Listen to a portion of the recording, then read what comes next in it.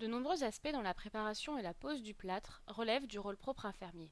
Puis, après la pose, c'est à l'infirmier, et notamment l'infirmier d'accueil et d'orientation, qu'il incombe d'identifier, de signaler et d'agir par rapport à la survenue de complications, notamment en cas de douleur.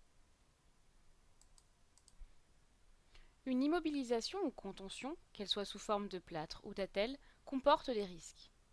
Il est important de bien les connaître, car l'infirmier a un rôle à jouer pour éviter ou gérer des complications qui peuvent survenir. Commençons par les complications cardiovasculaires.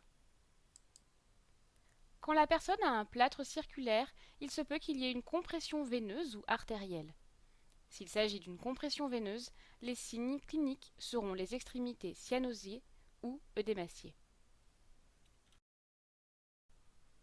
En ce qui concerne le syndrome des loges, c'est une ischémie avec hyperpression tissulaire des loges musculaires de l'avant-bras ou de la jambe.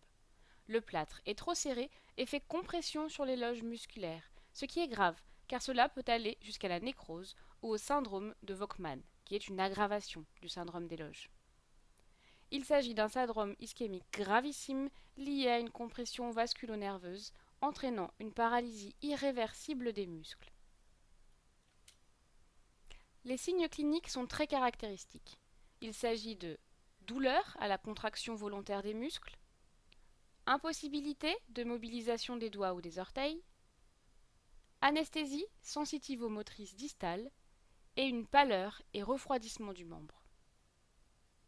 Attention, il n'y a pas toujours d'abolition du pouls. Tous ces signes sont les signes d'une urgence chirurgicale qui nécessite une intervention rapide. Tous ces signes sont à connaître par cœur, c'est un incontournable pour les infirmiers. Les complications nerveuses sont liées à la compression d'un ou plusieurs nerfs du fait d'un point d'appui ou d'un œdème sous le plâtre. Les signes à repérer sont des troubles de la mobilité et, comme un nerf ou plusieurs nerfs peuvent être touchés, il peut y avoir des troubles de la sensibilité, avec un fourmillement ou un engourdissement. D'où l'importance de bien écouter le patient pour savoir ce qu'il ressent.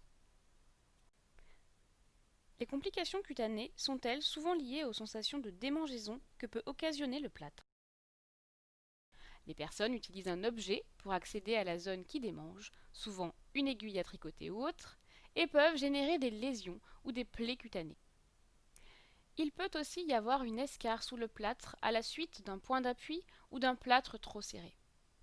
Les signes sont souvent les mêmes que ceux d'une infection, c'est-à-dire une odeur, des taches sur le plâtre, des écoulements, et bien évidemment aussi la douleur.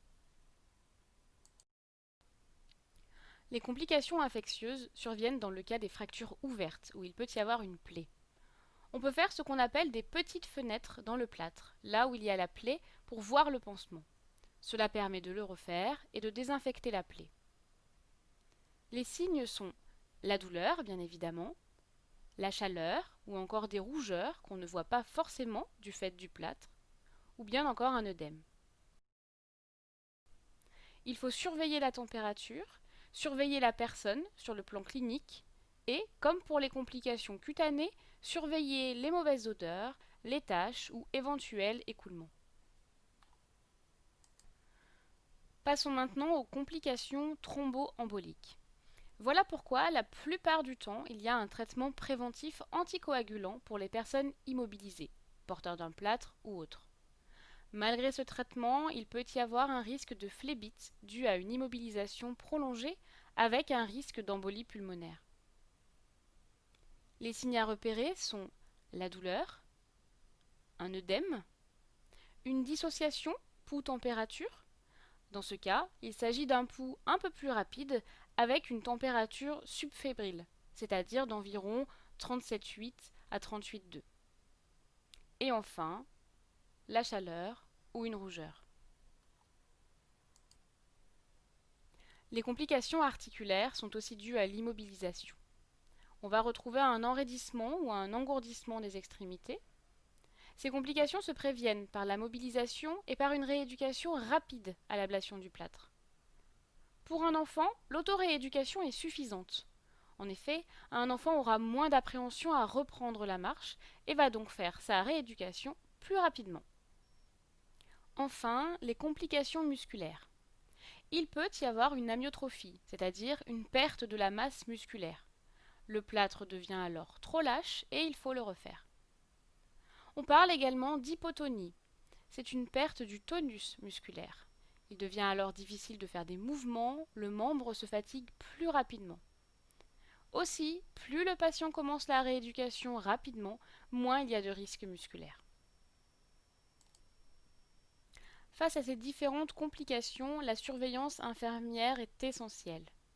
En premier lieu, nous vous le rappelons, vous devez surveiller que le patient n'a pas de douleur. Si le patient a mal, ce n'est pas normal. Et puis, en vous basant sur vos 5 sens, vous devez vérifier la couleur du membre. Si vous constatez une pâleur, attention au risque de cyanose. Ou bien, si vous constatez une rougeur anormale, c'est une urgence. Vous devez aussi vérifier l'apparition d'un gonflement, c'est-à-dire la présence d'un œdème ou d'un hématome inhabituel. Au toucher, vous devez être vigilant à la chaleur du membre fracturé. Le membre doit rester à température normale. Ensuite, vous devez vérifier qu'il n'y a pas d'odeur ou de suintement, ou bien encore de taches sur le plâtre. De plus, nous l'avons vu, une dissociation pouls-température peut également être signe de complications. Enfin, vous devez être à l'écoute du ressenti du patient. Vérifiez qu'il ne ressent pas de fourmillement ou paresthésie, ou d'engourdissement, que le membre a une bonne motricité et que les extrémités ne sont pas paralysées. Tous ces signes doivent vous alerter car ils peuvent être preuve de complications.